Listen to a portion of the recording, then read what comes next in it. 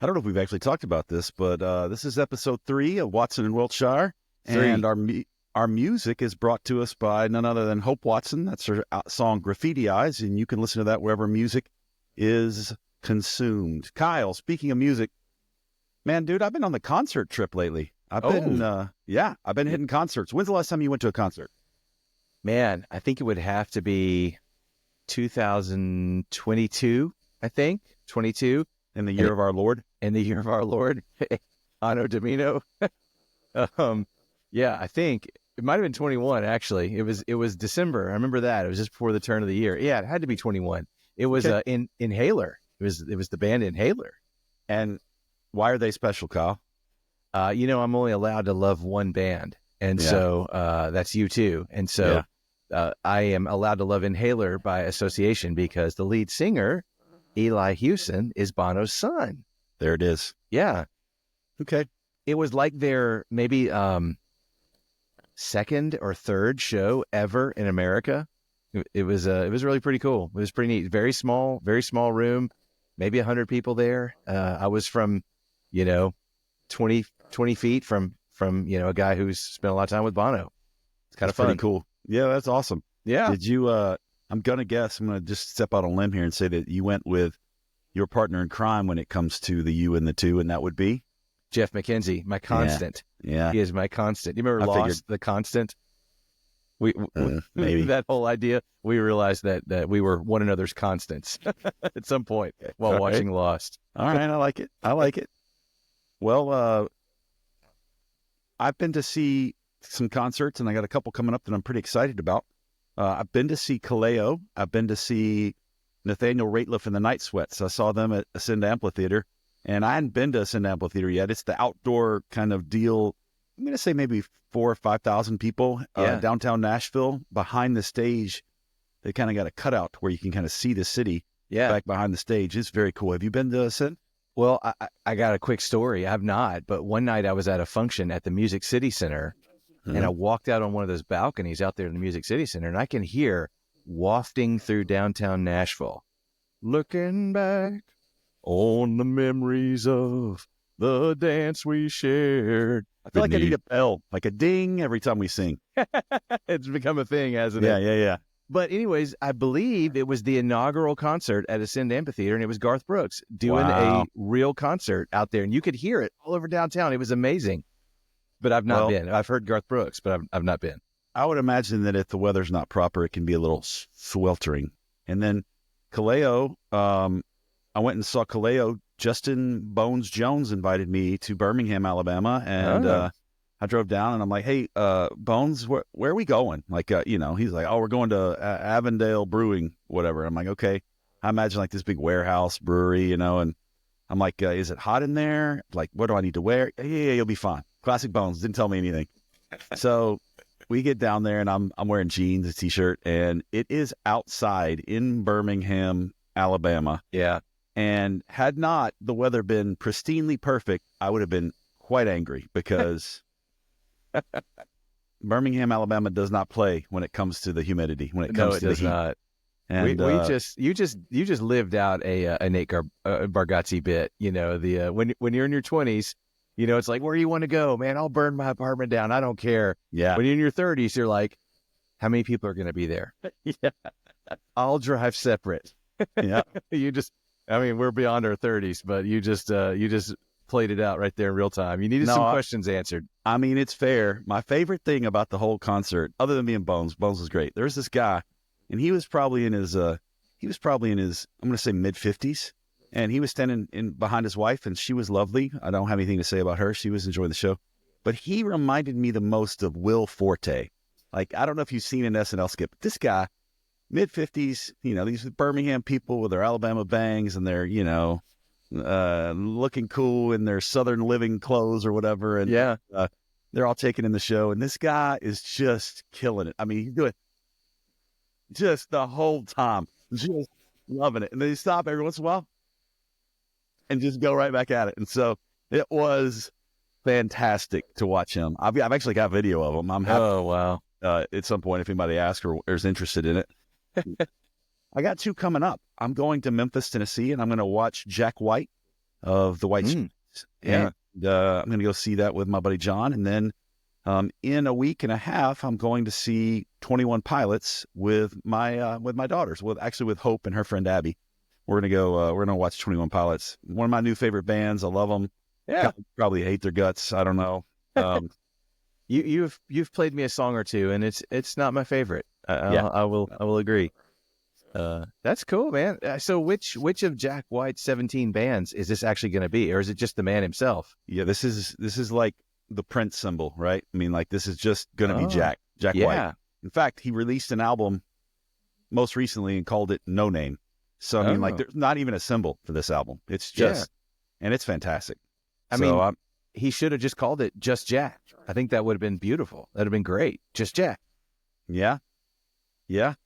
Well, this is Just Jack, and it's going to be terrific, and I can't wait to see him. And it's going to be a lot of fun as we head into our first segment of the evening. Yeah.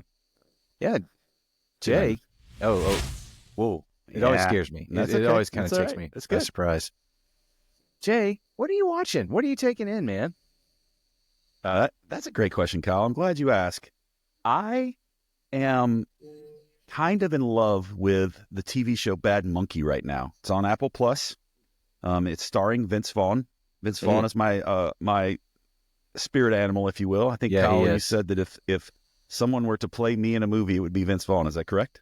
Man, at least 15 years ago, when they do that scene in Old School of the recruiting scene, trying to get guys to join the fraternity, the made-up fraternity, and he's got a big screen of himself as he's doing the speech right there with a crowd of 20 people in there. I was like, man, that's Jay Watson right there. That's what Jay would have done. given the opportunity, that's what he would have done. If you can make something like 25 to 50% more ridiculous at all times, then you should. Yeah, why not? Yeah. Why not? This is a series that's created. It's hard to explain what comedy is, right? It's a comedy. It's also got a little action. It's almost like a little bit of a throwback to Columbo, or one of those particular shows where the main character isn't the luckiest, but he kind of, through his instincts or whatever, kind of stumbles through life and like solves crime. And that's not really a fair presentation of him, but Vince is kind of the king of ad-libbing. Yeah. And so there's just so many things every episode where I just find myself giggling, just little things that he says, and that he just kind of slides in there. If you're not paying attention, like, you miss it. And it's just fantastic. He's hilarious. The cast is really strong. The cast is, we've got, see if I can pull up the cast here. We've got Rob Delaney is in it. He plays Christopher. Meredith Hanger. I don't know if anybody really knows who Meredith Hanger is. Hagner. But she was in the TV show Search Party, and she's pretty fantastic. You kind of want to hate her. And I just think that's a pretty sweet turn as far as how she does that in this one. We've got Michelle Moynihan is in it. And then there's Crystal the monkey, the bad monkey. It's an actual monkey. Oh, yeah. A real monkey. Like, we're talking Ross Geller, Friends Season 2, real monkey. Yeah, it might be the same one. I don't know. I don't know how. I don't know how long they last. It's a good question. Who knows? But it's a really interesting story. They've kind of weaved in between Key West, where you can tell they shot everything in Key West, and then the Bahamas, and so they kind of go back and forth between the two places. And it's just it's a fun show where you wonder how they're going to kind of bring everything together. Okay. Right now, I'm 9 episodes in, and I don't really know exactly how they're going to pull it all together. There's only one more episode of the season, but like, I'm hooked. Okay. It's made.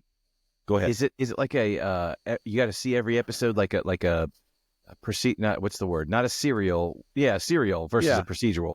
Yes, it is not a procedural. It's a serial show. It's over one mystery, one crime, one thing that happens over these 10 episodes, and they keep building. And I mean, there's Russian mafia that shows up at one point. There's a witch doctor. There's a monkey. There's drug dealers. There's a guy, missing his arm. I mean, there's just all kinds of crazy things that are happening in this particular story. And Vince Vaughn just kind of leads the way for me. Like he's just this Pied Piper of this, almost like this supreme optimism in a way. I forgot Zach Braff's in it. Like it's got a lot of people in it, which let's talk about Zach Braff for a second. The reason why I think he's in it, because this series is created by none other than you told me the other day, but I cannot remember the dude's name. It's all right. Bill Lawrence. Bill Lawrence. Yes. So I was looking at Bill Lawrence. He first came into fame. He did the TV show Spin City. Okay. His next hit was Scrubs. Yeah. And then Cougar Town. And so the man's killing it, right? Right. But then more recently, he kind of stumbled onto a little bit of a hot streak. He made a show called Ted Laser. Ted Rodeo? Is it Ted Rodeo? Ted Lasso. Ted Lasso. Yeah. And from there, he made the TV show Shrinking. Season 2 is about to come out with Jason Segel and Harrison Ford. Your favorite actor of all time, is that? He's pretty close. Yeah. Yeah. It's him or Cruz. Have you seen Shrinking?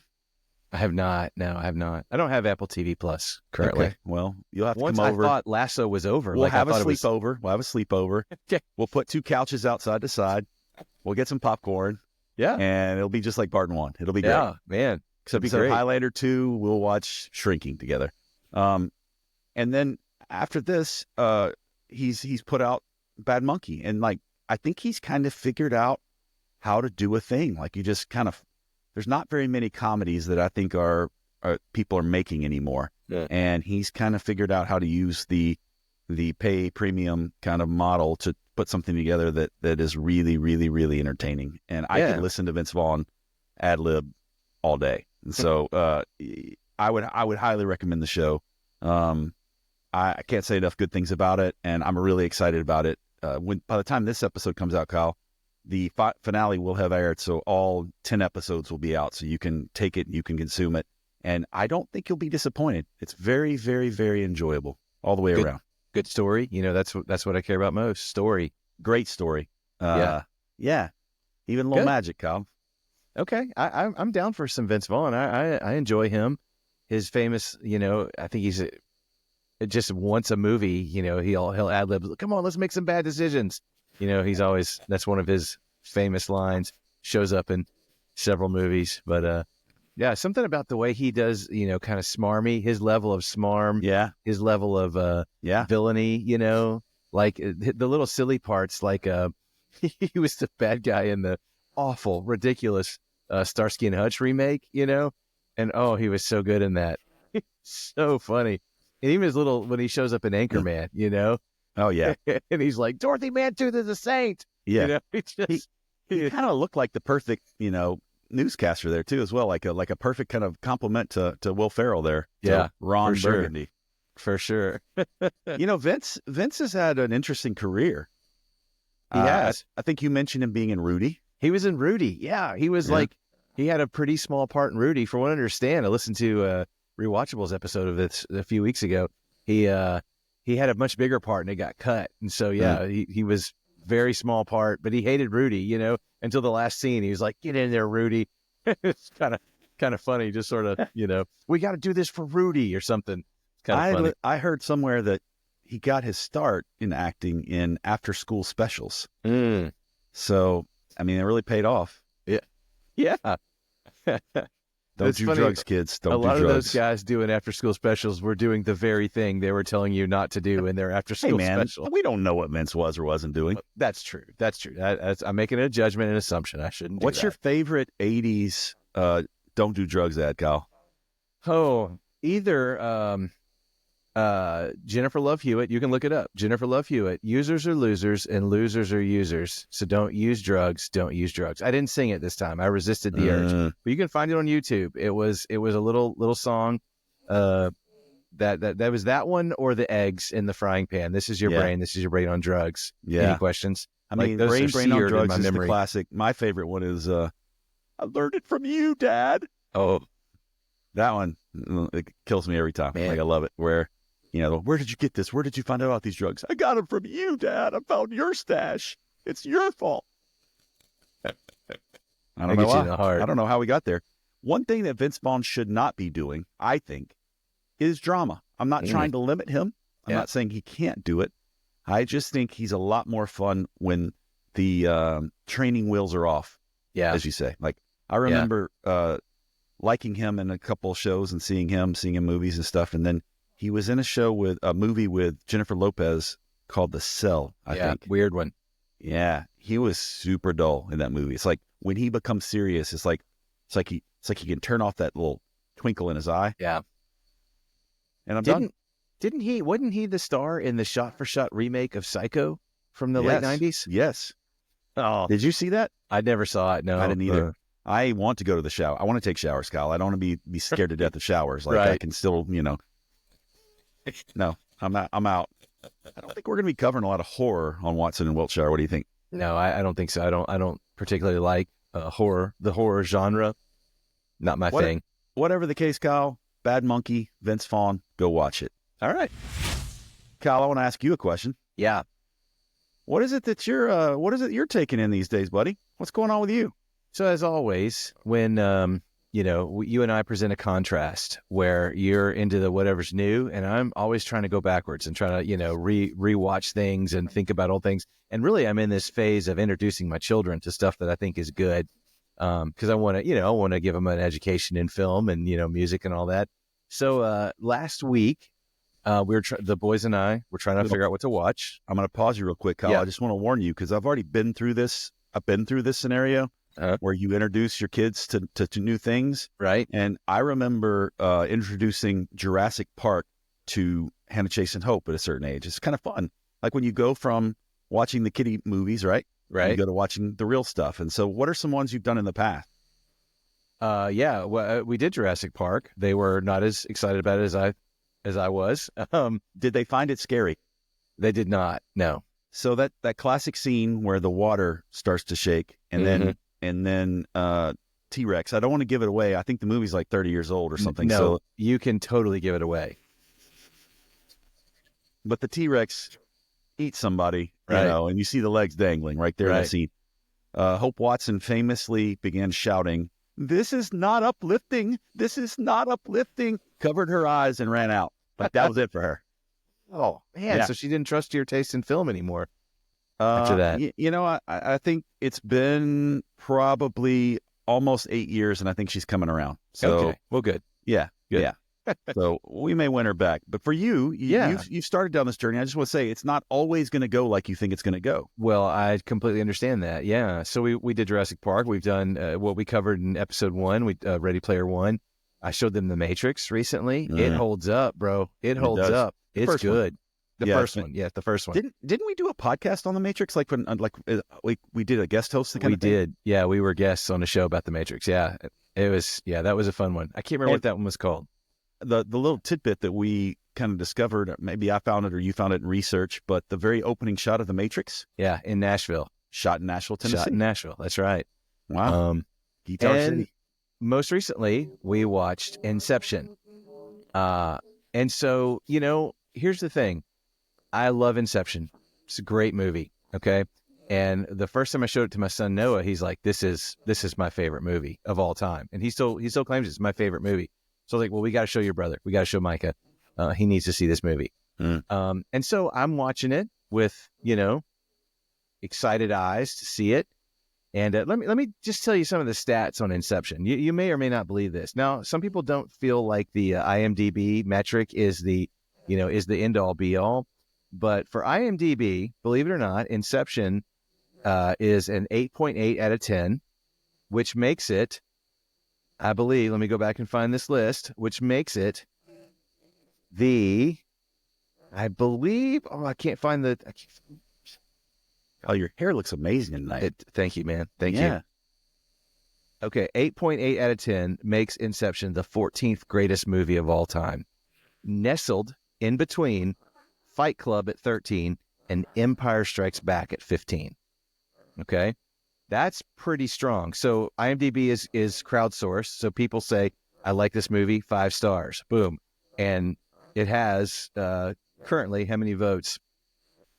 What? A lot. It's got Give me the 2,000. top- Let's just go ahead. Give me like the top five or 8 or so. Let's just. What are we looking at? Do you have that? Yeah, I can tell you. Give me 1 second. Inception's got 2.5 million votes. Okay, so Okay. we're not Yeah. talking like a small sample size. It's a lot. No, but Empire Strikes Back's probably not getting a bunch of IMDb. Like nobody's going on. Like a lot of people are watching it, but they're not going back to IMDb. I wouldn't think. Well, here's the top 5. Okay, might All right. surprise you. Okay. According to IMDb, number 1 movie of all time, The Shawshank Redemption, 9.3 out of 10. Okay. Number 2, The Godfather, 9.2 out of 10. Number 3, maybe sensing a theme here, The Dark Knight. All right, 9.0 out of 10. Number 4, The Godfather Part 2, 9.0. And then number 5, 12 Angry Men from 1957. All right, I remember seeing that one in 8th grade. No, 10th grade. 10th grade. We watched it in class because it's an adaptation of a play. All that to say, number 6, Lord of the Rings, Return of the King. Number 7, Schindler's List. Number 8, Pulp Fiction. So, I mean, we're talking like these are beloved movies, okay? These are beloved movies, and people they vote on IMDb to say, this is my favorite movie. I'm making the case that Inception is a beloved movie, thought of as one of the greatest movies of all time by people in general, okay? And I watched it this time, Jay, I was disappointed. It wasn't as great as I remember, okay? Because it's got 2 massive, I've just noticed for the first time, massive plot holes. Now, you and I haven't discussed this at all, so I don't know what you're about to say. Yeah. And one of my favorite things to do is to see if I can poke a hole in your theory. Like I enjoy it. It's one of my favorites. So yeah, we haven't practiced this, and I don't know. Whatever you may say, I may be like, oh my gosh, you're right. Yeah. But I'll say that I think Inception is a brilliant film. I'm a little concerned that maybe the trolls of the internet have gotten on there and decided that they're going to pump Christopher Nolan's films, which is a thing that the internet does. But could be. You know, it's a great film. I would say one of his better films.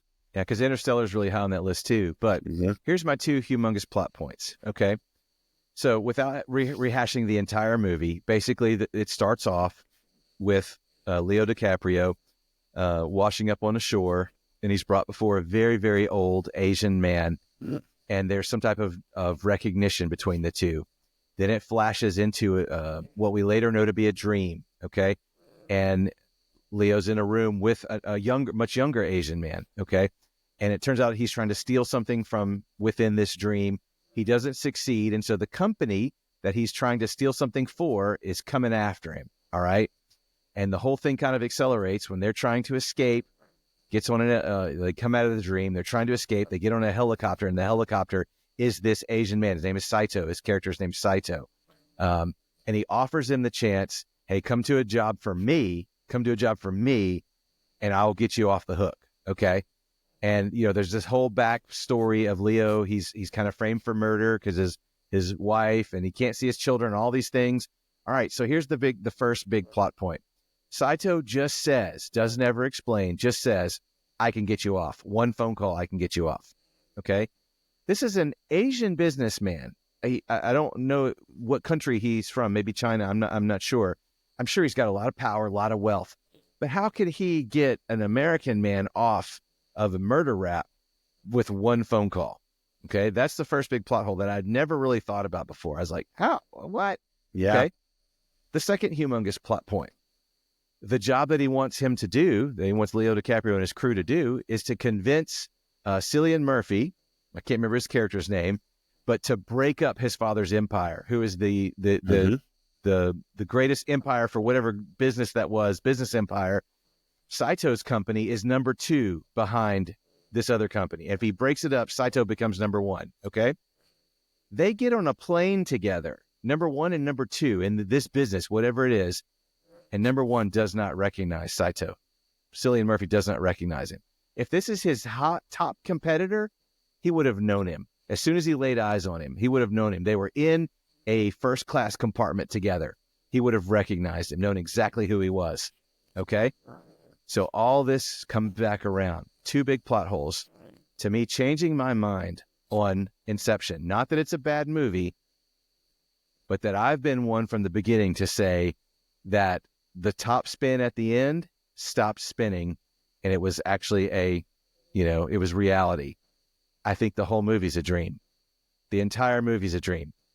How can you explain those 2 massive plot holes unless the whole thing is a dream. Because in a dream, you don't care about those details. I'll get you off. One phone call, I'll get you off.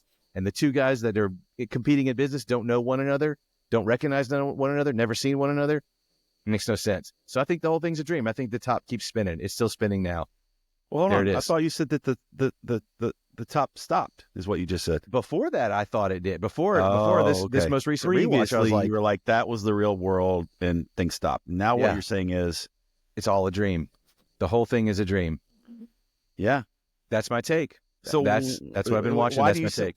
And so if it's your take, the whole thing's a dream, then how do the plot holes make the movie bad? The plot hole changes my perception of the movie. Okay. So before I was always, this is, the end part in the end is reality. Back to life, back to reality. Now you're singing. Yep. So, I mean, that's it. And so I think that kind of lessens the movie a little bit, because when you're in the dream world, the stakes change. In the real world, the stakes are real, Yeah. And so that kind of changed my opinion of it. I don't think it's bad.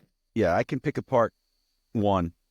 I don't know that I can touch the other one. I think the other one is a really interesting, if it's in a dream, then it's not really a plot hole. It's just it's a device that Right. the architects of the dream used to make things move forward, because it's not like they could both be on their own private jets and bump into each other. And so, Right. like, I can see where that's a device that if you're somebody who really believes Chris Nolan's thought of everything, then it's a dream. Yeah. Right. The one phone call thing doesn't bother me that much. I don't know what the percentage is, but I feel like an insane percentage of our actual country, the land, is owned by China. Like, I don't think that's like an exaggeration. What I do think an exaggeration is everybody else talking about China and how bad China is or whatever.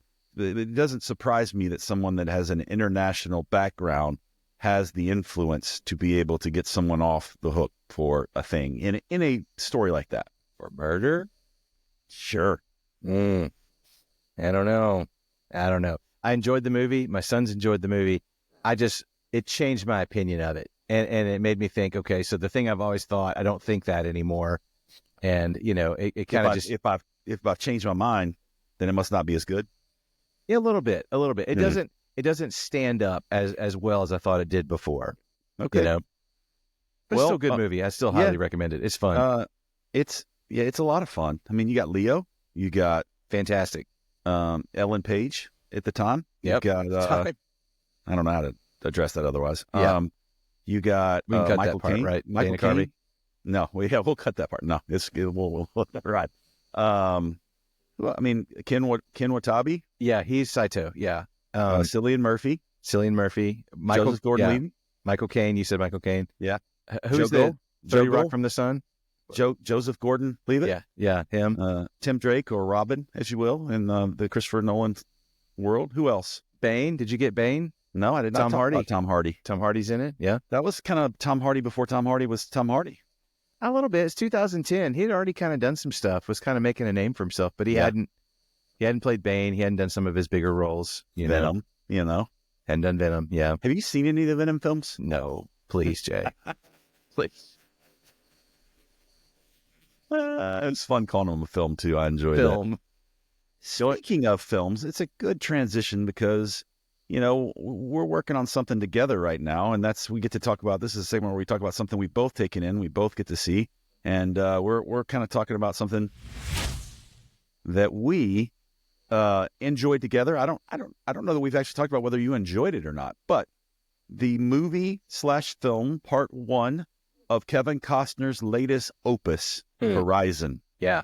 That's what we're talking about today, Kyle. I have some opinions. Yeah. As do I. It's a 3-hour, 14-minute film or something like that. Is that what it is? It's really long. Yeah, Whatever I it is, mean, it's really long. Yeah, there's no way that can be consumed in a movie theater. And again, maybe I'm speaking as a 47-year-old, but like I'd have to use that Run P app and figure out exactly when the best time to go to the bathroom in the middle of that is. But And there's a lot of good times in that one to go to the bathroom. I'll just say that. I don't know, man. I will say this. Well, I don't know about the value of quality entertainment when it comes to like a story moving really fast, I do think it inspired me to think about how difficult it was to settle land, like to be a homesteader. Yeah. And so there were some things that were just truly beautiful to take in and to experience the Native Americans and kind of their world and these people that were promised the hope of a new future to be moving in on that world and what that looked like and what happened and all the things, man. There were some crazy, just riveting moments in that movie. Yeah. Oh, for sure. I mean, here's my take on it. All right. So Kevin Costner, we need to talk about Kevin Costner. You know, he's a legend. And so for like our late 80s into the early 90s, like he was the king of Hollywood, man. From Field of Dreams, Bull Durham, Dances with Wolves, Robin Hood. Remember his Robin Hood, Prince of Thieves? You know, The like Postman? Westworld. Westworld was where it all changed. Yeah, because now you go back and watch the film, it was really good. Honestly, it was like, wow, this is a pretty good movie. But the hype of it, the like the $200 million budget or whatever it was back then, just blew everything out of proportion. The only thing I remember about Westworld is he peed into some kind of contraption and then he drank it. And he drank it. Yeah. That's all I got. Not Westworld, Waterworld. Waterworld. That's right. So anyway, That's right. The Kevin Costner conversation is this. You know, he was the biggest star in Hollywood. You know, at the peak of his powers in the late 80s, early 90s. You know, he's not as good looking as Tom Cruise, I would probably say. You know, but he's like, you know, I'll tell you a funny story. I was with my parents and my wife, and we were just watching television, and Costner rolls up into the Jimmy Fallon show, the Tonight Show, to promote Horizon. And both my mom and my wife went, he always looks so nice on television, which is code for he's hot. Which is code for he still got it. Kevin Costner still got it. Both of them were commenting on how nice he looks. Anyway, 1 year away from 70 years old, Kyle. Just so you know, he's still got it. But he's like a man's man, right? You know, he's a dude that you could see, like, you know, he could come in and fix your refrigerator or something. You know, like he's a man. He could probably build a fence if you needed it. You know, like that sort of thing. I love that fixing the refrigerator is what you pulled out. You're like, what's the measure of a man? I mean, does he know good refrigeration? He can fix stuff. To me, that's what I feel like a man needs to be able to fix stuff, right? So let's play the Kyle Wiltshire party trick here. 1987, he came out with. That was probably the Untouchables. The Untouchables. 1988. 88 was Field of Dreams. Nope, you're one off. Oh, that was Bull Durham, and then 89 was Field of Dreams. Field of Dreams. Yeah, that's a 90 good run. Was Dances with Wolves. Yeah, Dances with Wolves. 91, Robin Hood. Yeah. You know what else came out in 91? Oh, JFK. How do you do that? Do you have IMDb pulled up? No. IMDb? Okay. Yeah. What about 92, Kyle? 92 was the one with Elijah Wood, wasn't it? Like A Perfect World? Oh, that's 93. 93. I don't even remember that film. That's amazing. Yeah, it wasn't bad. 92 is a special film. The Bodyguard. Yes. Okay. Still, peak of his powers, 92, man. 94, the lesser of the two films, but I would say pretty good. Nowhere Wyatt near Earp. the level of Tombstone, but you got Wyatt Earp. Yeah. Again, he did the same thing he did with Horizon. Made it way too long. Mm-hmm. You know. Did he make that? Was that him? I don't think he directed it. He may have, but I can't remember. No, Lawrence Kasdan, who directed. Well, he wrote Empire Strikes Back. I don't know if he directed it. He wrote it. I think he secretly directed it. I'm pretty sure he directed it. He didn't direct it. It was Erwin Kershner or something like that. I'm pulling it up now, Kyle. I hope you're right. I hope I'm right. It'll be really fun. No, he wrote Empire Strikes Back. Erwin Kershner directed it. Richard Marquand directed Return of the Jedi, 1983. Okay, I'm wrong. You're right. Come on, Jay. I feel like I read somewhere that he secretly directed it. He may have helped. I think he helped direct the story, like, you know, help George rein in the story, keep it good. But we're gotten adrift here. What I was going to say about Kevin Costner is that he was at the peak of his powers, the biggest guy in Hollywood, and his star kind of fades a little bit, and so he slips. and this is not a bad thing because television is the new movies. Like people would rather, I think big stars would rather do television now than do movies, because you could do the same thing you could do in movies on television that now that you couldn't do that 20 years ago. So he winds up on Yellowstone, the biggest show on television at the time, in the 2019 to 2021, in that range. Like, I think truly the highest rated show on television. And and so he's doing TV, and so he gets the hankering to do an epic movie again, but he shot it like it was a TV show. Yeah. That's what he did. And he just tried to cram it into one thing. Yeah, I wouldn't call it a TV show, but I would say it reminded me a lot of Lonesome Dove. It reminded me of a mini series. Yeah, for sure. Yeah. And Lonesome Dove, I mean, highly formative, TV miniseries for me. Incredibly important for me. So, I mean, I don't besmirch Lonesome Dove at all, but this thing, I think it would have been received way better if he would have chopped it up and made it an 8-episode, 4-season TV show instead of trying to make 4 movies, 4 epic films. Is he going to make 4? That's his plan. That's his plan. Look, but I mean, what he's trying to do is make Western Game of Thrones, is what it is. Can you count? Let's see if we can count the storylines from this film. We don't have to give away what happens. Just count the storylines. So you got Sienna Miller and Avatar. Yeah, Sam Worthington. Sam Worthington. That's one plot line, which intersects with the Native American plot line. So because they were the ones that attacked the community. Yep. Get your fingers on screen, Kyle, so we can see where you're at. Okay. There you go. That the settlers were in. All right. Okay. Then you've got the Jenna Malone, who was Rachel from ER. Yeah. She has the plot line where it's really hard to get my fingers on screen. I keep wanting to float them off. She shoots the dad. All right. But the dad lives. That's a spoiler. That's not a spoiler. That's the first time you see her. It's in the first couple seconds of her on screen. She shoots a dude and leaves. Yeah. All right. And so the dude sends his sons after her. Okay. So somehow we don't see this happen. And she ends up with old grown up kid from Almost Famous. I can't remember the actor's name. Michael something, I believe. Oh, yeah. The land. He's like trying to sell land to these guys or something. Yeah. He's got a deed or whatever. That's going to bother me. I got to look that up real quick just because he's ridiculous. Michael Argentino or something like that. Yeah. Argentino. He plays one of my favorite characters in a TV series, and it's bothering me right. Is it Josh Brenner? Is that his name? No, it's not Josh Brenner. It's Michael. It's something Michael with an A. Anyways. Yeah, we've gotten way off. And I don't remember how many storylines, but that storyline, because of, I don't know if it's her sister, the character's name is Marigold. And somehow there's a baby involved in all this. She runs into Kevin Costner. So that's when Kevin Costner finally gets introduced to the story. We wouldn't necessarily call her Marigold a lady of the night because, I mean, no, she seems to be a lady of the day and a lady of the afternoon and a lady of the whatever, I think. Yeah, a lady of opportunity. And she works her charms on Kevin Costner, that's for sure. Yeah. And he we'll just say he defends her at one point. Yeah. Causes them to go on the run.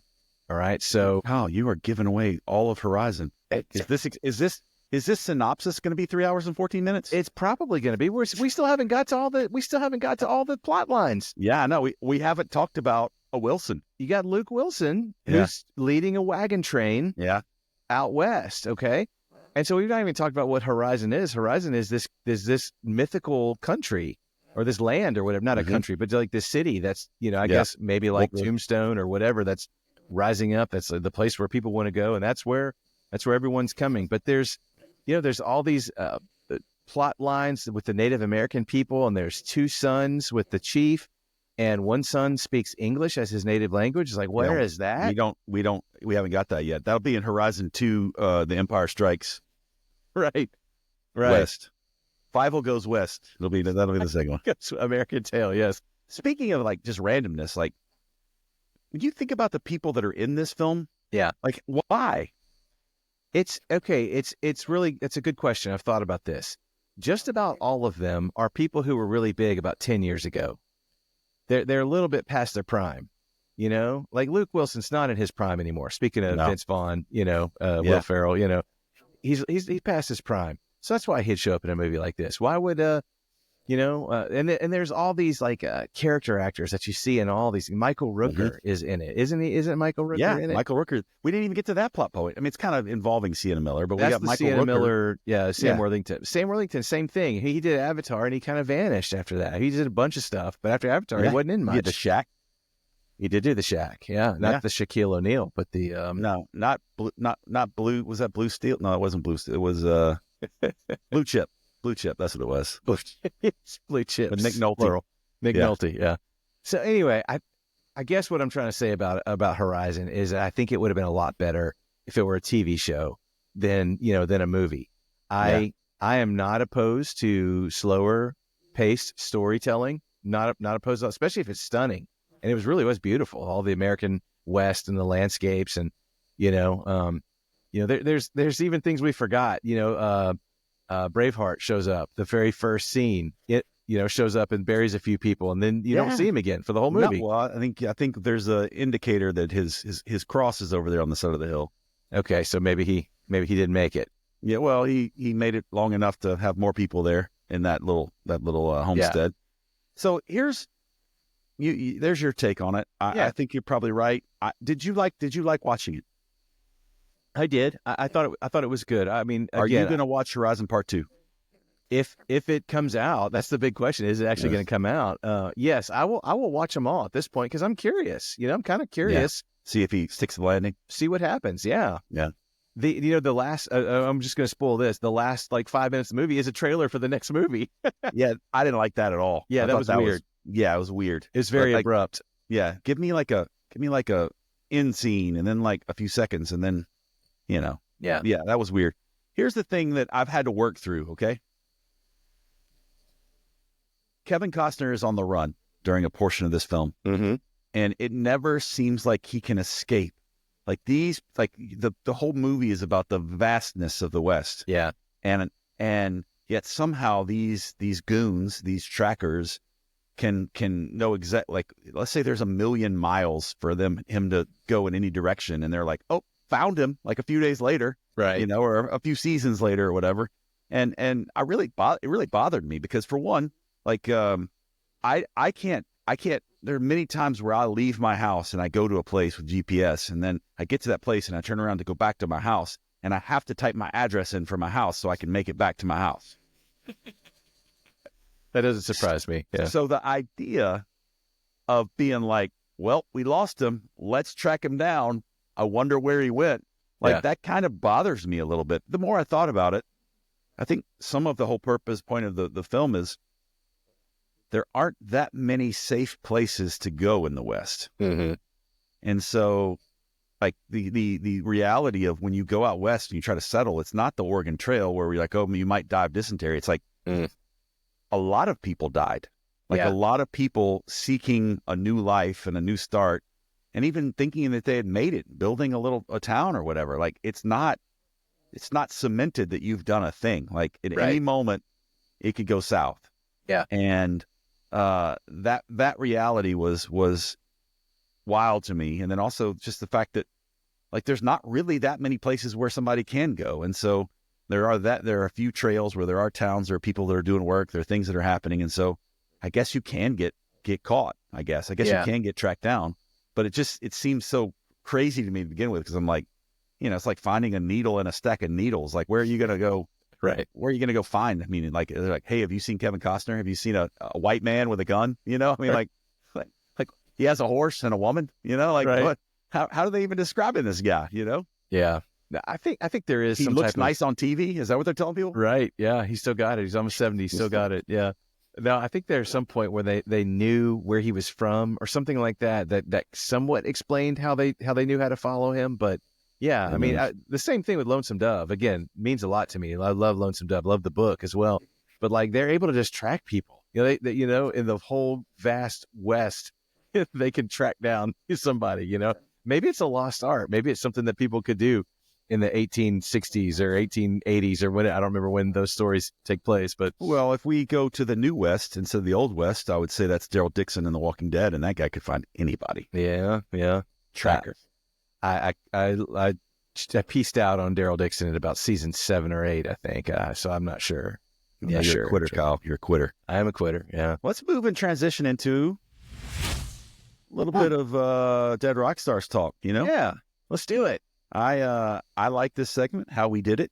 Mm-hmm. The Dead Rock Stars is a novel that we wrote, and it is on the anywhere books are sold kind of place. You can find it. You can go to our website, thedeadrockstarsbook.com. Yes, you can. And you can get merch. You can get a book. You can get an autographed copy, signed copy. It's a world that we created, Kyle. We did it together, which is kind of unique. And so when we get back to the How We Did It kind of thing, we wrote a story about a group of people that should have died, and they became secret agents to save the world rather than dying. And so you have these rock stars that are now protectors of the earth in a way, and they are behind the scenes taking care of all these people. And in our story, in book one, we're coming up to a particular transition shift. Do you want to talk a little bit about how we got to our main character and why we have this main character that we've created, and kind of how we created Cole Denton? Yeah, absolutely. So yeah, his name is Cole Denton. I think we need to talk a little bit about the inspiration behind the name Cole Denton. Mm-hmm. I'll say this: Cole Denton is not a representation of our friend Brian Denton. Our friend Brian Denton, guy we went to college with, a guy we love a lot. We love his last name. Brian Denton is a genius, like Cole Denton is, but just of a very different sort. But, we just thought we'd pay a little homage to our buddy Denton by naming our main character in our book about him. But I think I remember you told me at one point that you liked the name Cole because it sounded real 90s. And so I think that's how we came up with the name Cole Denton. Cole's a really 90s sounding name, and Denton was our good buddy from college. So we just smashed them together. That's how we got his name. Pretty big. So we have a little bit of a mythology to the Dead Rock Stars alternative universe, correct? Yeah. So I'm not going to spoil our book. I'll spoil Horizon, but I'm not going to spoil our book. Yeah. So and Jurassic Park, for that matter. This is where we flip. This is where we flip roles. You are fond of the spoiler when it comes to our book, but I just am trying to tell people enough where they can get a little bit interested in what's happening, Kyle. You don't want to be like, hey, we wrote a book, we're not telling you anything about it. Okay, all right. Well, agree to disagree on that one, but yeah. So the team of Dead Rock Stars that you've already described, these people that the world thought was dead for ages, they're still alive. They're saving the world. They're doing it from the shadows in secret.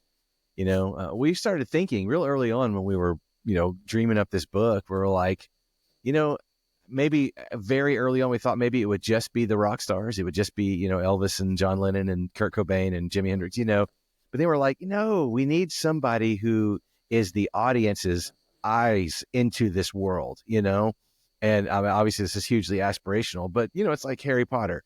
Harry Potter didn't know anything about the wizarding world when he first came into it. And even like well into the books, I remember in book 4, like, he has no idea how to go in the fireplace and show up at the World Cup. Like, he'd never done that before. And we're 4 books in at this point. There's still stuff he's learning. There's still stuff he's figuring out. And so this same thing with our world. We're like, hey, we've got this whole mythology. There's this whole, secret organization that's been happening for a long time. We'll just say a long time. Mm. And, somebody needs to be able to ask questions because the reader's going to have questions. Somebody's going to want to understand how this works because the reader's going to want to understand how this works. So that's why we created Cole Denton, who's not a rock star. He's not a musician of any sort. He's actually a tech genius. He's actually a genius when it comes to technology. I think we enjoyed the freedom and liberty of using the word rock star because, a lot of times people will say he's a rock star in their industry. Right. So anybody can be a rock star, right? If they're the one who is better than everybody else in a thing. And so This was a tech star of sorts, a rock star in the tech world is our thinking. Yeah. And in fact, there's a commercial currently with Billy Idol and Gwen Stefani, who's like, you business types need to stop calling yourself rock stars. Have you seen that one? No, I haven't. It's pretty funny. And who's the long neck drummer? I can't remember what. He's got a humongously long neck and tattoos all over him. Tommy Lee. No, not Tommy. I know who you're talking about. From like the 90s, 2000s. Yeah, era. Anyway, so they're all in this commercial. So that's neither here nor there. All that to say, Yeah, so he is a rock star in the tech world. We started thinking about, who are the movers and shakers in the tech world Yeah. in the late 90s, moving Uh-huh. into the new millennium. Here's We started Zuckerberg's. thinking, yeah, all those guys were in their formative late teens, early 20s, Uh-huh. when you think about Elon Musk, you think about Zuckerberg. Now, of course, you got Bill Gates and you got some of those guys that were older, Steve Jobs, they were older. They had already kind of been making waves. But this new wave of tech genius who were kind of, running the show now, those guys were all, in their formative years. So we're like, what would somebody be like? What would it have been like if a secret organization grabbed Mark Zuckerberg before he stole Facebook, right? Yeah. if you ask the Winklevoss, what would he have been like? What if they grabbed him and got him into the secret organization to be a spy instead of, a tech genius? So that's kind of the whole idea behind Cole Denton, what he's like, his purpose in the book. Yeah, and I would say that there's been these seismic shifts in culture over like actual history where for many years the president of the United States seemed to be the most important person in the world, and I think that changed pretty significantly with Elvis Presley.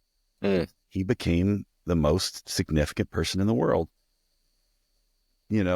Michael Jordan, some of these other people, Shaquille O'Neal, Michael Jackson. Yeah. So rock stars kind of took over for a time. And then as you get into the 90s, you get into the early 2000s, it's the tech stars. It's the one more thing presentation, who are the most influential people changing the world, Steve Jobs and what they do and how they do it.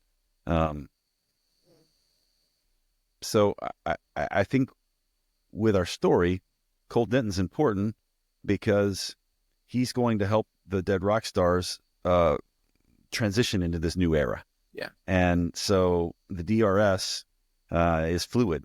And by Cole not being a rock star, it's fun for us to be able to see through his eyes what it's like to meet some of these people. One of the favorite things that I wrote in the story is where Cole is talking to Jimi Hendrix and asking him all the questions when he gets to the headquarters or whatever you want to call it of the DRS. And he's got all these questions about all his famous heroes that he's going to get to meet, right? Like how big is Biggie? Questions like that. Anyway, it was a lot of fun to write a character that we got to write together. That's a little bit of a amalgamation of our personalities and other people that we know, and have him be the main character in a story where he gets to look into this strange new world. And I think that's one of the most fun ways to enter into a new universe is through fresh eyes. Yeah, absolutely. Because like I said, the audience is going to have questions, and I think he's a great foil for a lot of the rock stars because, he's not afraid. He can be timid in some ways, but when he kind of gets backed into a corner, man, he'll come after him. He doesn't live in their world of, excess and, all the things that kind of drove them to the place where they needed to be rescued from that lifestyle, but I do like something else that you wrote at one point. He was like, if I had continued down the path that I was on, I could have very much been like you with groupies, with people who were, excited for what I'm going to do next and the things that I create, so I'm not like you in the path that you went with substance, with all these other things. Mm-hmm. But I could have been like you, had I been given the chance. I thought that was a really insightful, thing to say. Yeah. Well, we are really proud of what we've done, and we hope you take time to read it and tell people about it and spread the word. Same thing with this podcast. We're having a lot of fun. We were committed to putting it out every other week. I think we're going to try to release it on Mondays. And so we're going to get in a good rotation there, and we'll be ready for you. And we'll continue to talk about pop culture, maybe some music in the future. I think we need to do some music soon, Jay. Really soon. I think there's another idea you had about swapping. Yeah. We need to do two things. We need to do a movie exchange where you watch a movie that I recommend, and then I watch a movie that you recommend. And that could be an episode. And then another one would be you listen to an album that I recommend and I listen to an album that you recommend. And then we can have conversation about, what we liked, what we didn't like, if we've become a fan, if we are, converted or whatever. So That'd be fun. I think that'd be fun. I think it'd also be great with our 40 listeners that are tuned in. Grateful for you all. Yeah. What's that? I'm grateful for them all. Yeah, every one of them. Every one of our parents and the 5 people in your family and the. Anyway, maybe they've got some ideas too. I got a full recap from my dad about The Gods Must Be Crazy. I butchered the plot of that story, and he needed to tell me all about it. Apparently, the airplanes that were in the sky, that's what they worshipped. And then out of one of these airplanes fell a Coke bottle, and they deemed it as a gift. And so it's this indigenous tribe using this Coke bottle in all these different ways. And then people getting jealous of the Coke bottle and greedy of the Coke bottle and deciding that it must be, a bad thing. And so that whole story is kind of how that goes. And I probably didn't tell that part of it right. So I'll probably get another text message, which is fine. That's Bring it okay. on. Yeah, I need it. It's always enjoyable to get David Watson wound up about something.